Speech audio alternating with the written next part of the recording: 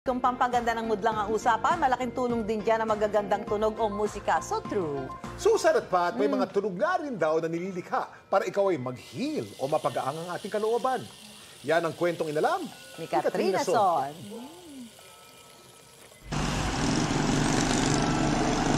Ang iba't ibang tunog nakakapagdulot umano ng polusyon at stress. Pero sa Quezon City, ang maliit na silid ni Yeyet.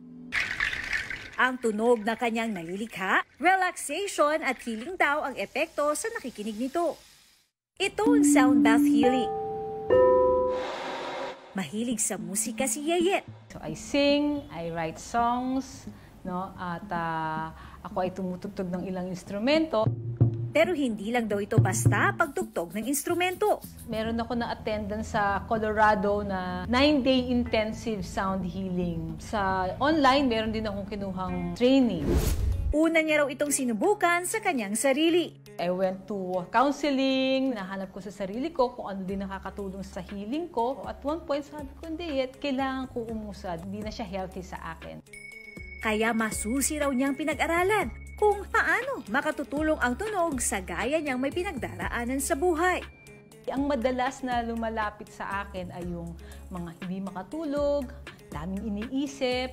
Sa edad na 61, si Monina, wala raw maintenance na gamot. I believe in other modalities din like acupuncture, tap healing, ganyan, Reiki. Dahil din sa kagustuhan ko na hindi maging dependent sa Western medicine. Kaya nagtitiwala ako na may mga ibang paraan ng paggaling sa sarili.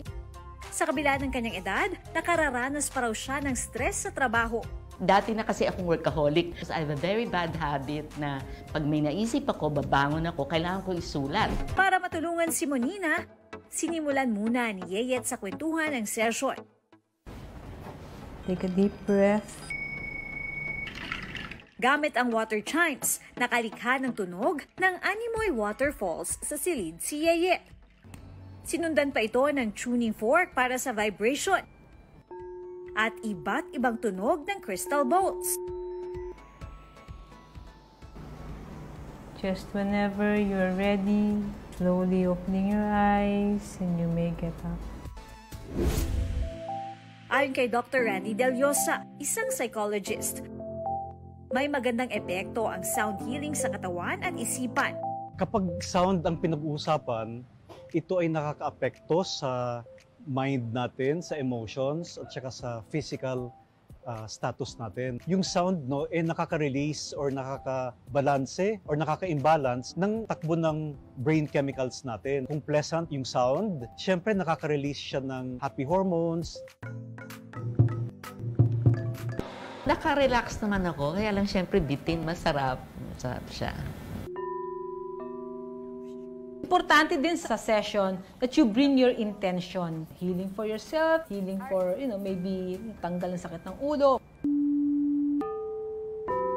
Ang iba't ibang tunog, hindi lang sa lungkot at saya pwede nating mapakinggan.